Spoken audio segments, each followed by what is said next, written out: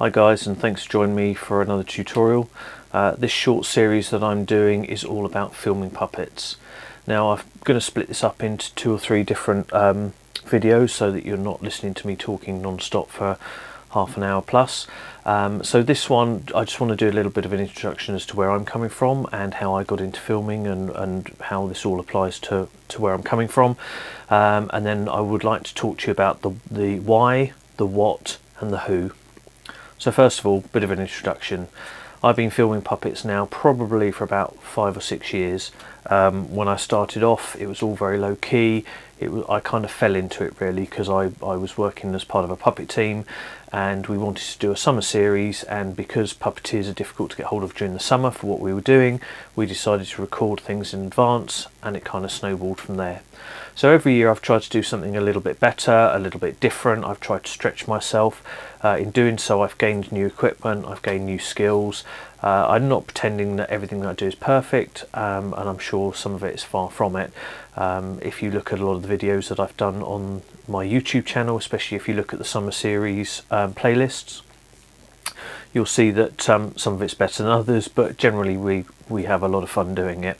And it needs to be in the context that we do that for our local church, so it's done as part of an introduction to what the overall theme of the week is. So sometimes it doesn't always make sense if you look at it in its as it is on its own, but when you take it as part of a whole thing, it makes a little bit more sense. But I put them up there just because it's something that you can look at and go, yes, I would like to do it like that, or I don't want to do it like that, or I would do it better than that, or where's this guy coming from? So that's kind of where I'm coming from. I don't pretend that everything I'm going to tell you is the be all and end all, and that in fact that there aren't better ways of doing things, but these are the things that I have learnt, and the way that I believe things can be done, just to help you as a starting point. If you can do them better as you go along, please feel free to.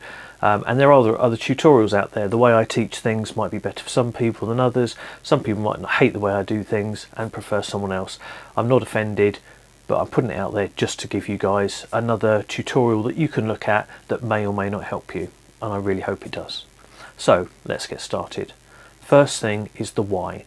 Now it might seem a silly question.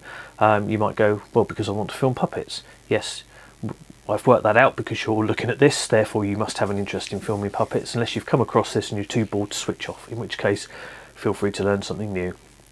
But why? Why do you want to do it? Now you might want to do it just because you want to film yourself so that you can play it back and see how you're progressing.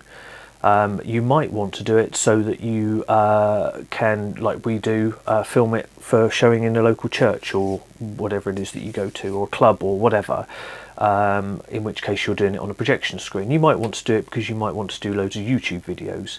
So there are lots of different reasons why you might want to do it, and some of those reasons may affect how you do certain things, how you come to different areas and what have you. So just think about that, the why. The next thing is the what. What is your goal? Is it literally just to produce a video that you can look at? Is it to produce something like a mini-series? Do you want to do a sitcom? Do you want to do a film? Do you want to do a sketch? Do you want to do a parody song? What is it that you want to create? So you know why you want to do it, but what do you want to create? Thinking about that again determines lots of other things. Now the last thing is the who. The who as in who is available. Obviously you've got yourself because you're keen on doing this, but do you need other puppeteers for what you want to do? Do you have other puppeteers available? Do you need live actors, and do you have those available? Do you need people to work the camera or to work the sound or to help with lighting? Do you need someone to drive you around if you can't drive? If you're filming on a location somewhere that isn't in your own home, how are you going to get the gear that you need to that location, assuming you're taking lots of gear? Again, these things all make a difference as to the things later on.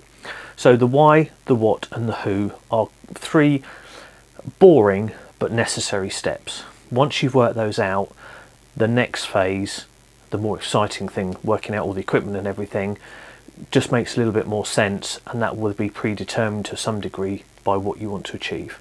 So just have a think about those things, and then we'll hopefully move on to the next video and I'll go into a bit depth about the equipment and various other things. Thanks for watching.